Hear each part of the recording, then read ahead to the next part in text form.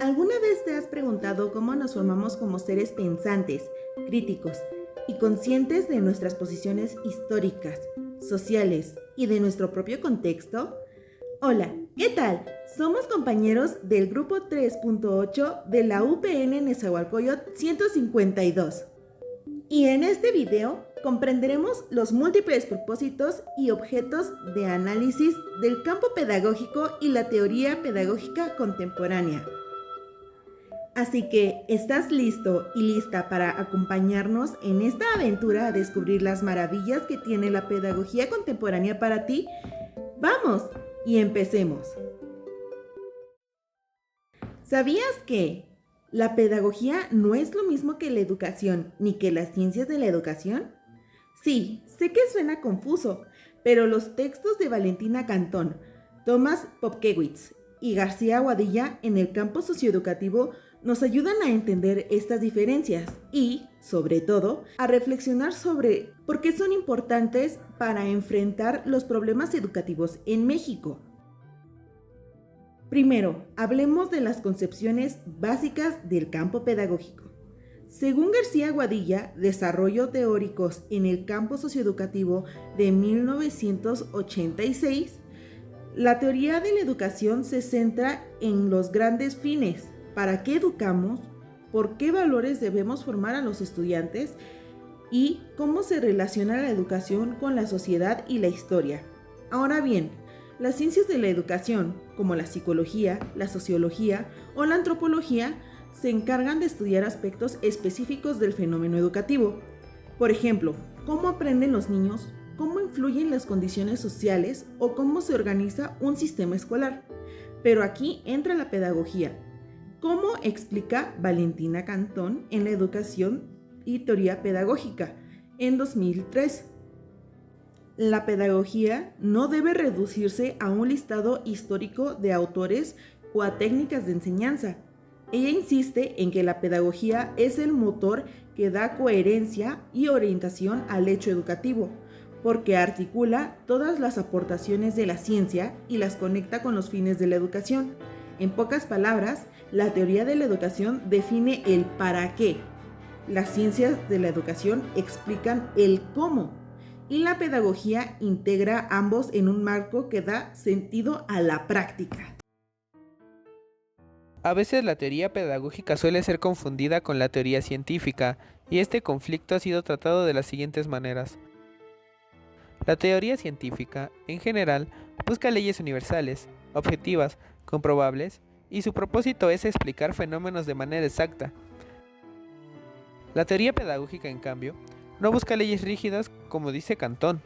Su función es brindar categorías y conceptos que permitan orientar el quehacer educativo. No se trata solo de escribir, sino de dar sentido y dirección a la práctica. Aquí entra Thomas Popkewitz con los paradigmas de la educación de 1984. Él nos recuerda que toda investigación, incluso la científica, está cargada de ideologías e intereses sociales. En educación, esto significa que nuestras teorías nunca son neutras, siempre responden a proyectos de sociedad, de control o de emancipación. Por eso podemos decir que la ciencia describe el mundo, pero la pedagogía lo transforma. Entonces, ¿qué preocupa realmente a la teoría pedagógica? Cantón identifica varias cuestiones centrales: definir los fines de la educación, dotar de sentido a la práctica docente, evitar que la educación se reduzca a rutinas técnicas y recuperar la reflexión crítica como base de la formación. Por su parte, García Guadilla, en su texto Desarrollos teóricos en 1986, en el campo socioeducativo, enfatiza que la teoría pedagógica debe estar siempre vinculada al contexto social, político y cultural, porque la educación nunca ocurre en el vacío.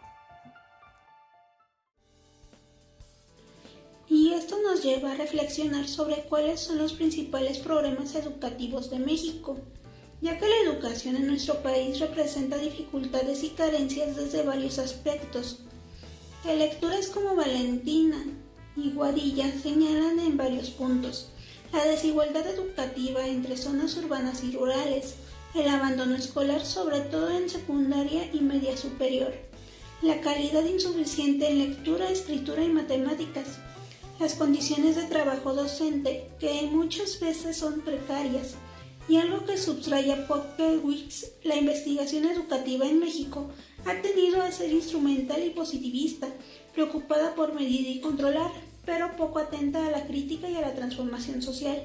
Estos problemas no son solo técnicos, reflejan tensiones históricas entre proyectos de control social y proyectos de emancipación. Aquí es donde la teoría pedagógica se vuelve crucial. Cantón lo dice claramente: sin teoría pedagógica, la educación se convierte en rutina, en técnica sin sentido.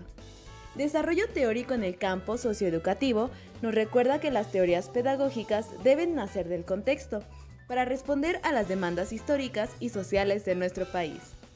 Y Popkewicz añade que necesitamos una pedagogía crítica capaz de desenmascarar las ideologías que limitan la educación y abrir caminos de emancipación.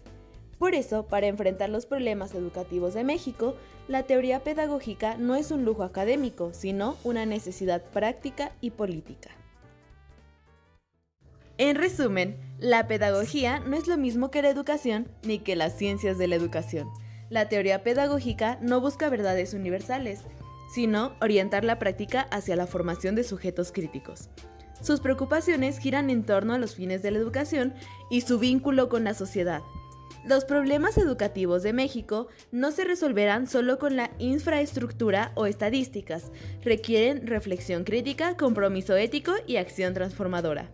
Así que ya lo sabes, la pedagogía no es neutra, es transformación. Agradecemos mucho tu atención y sin más que agregar, esperamos haber aclarado dudas sobre la pedagogía contemporánea. ¡Nos vemos!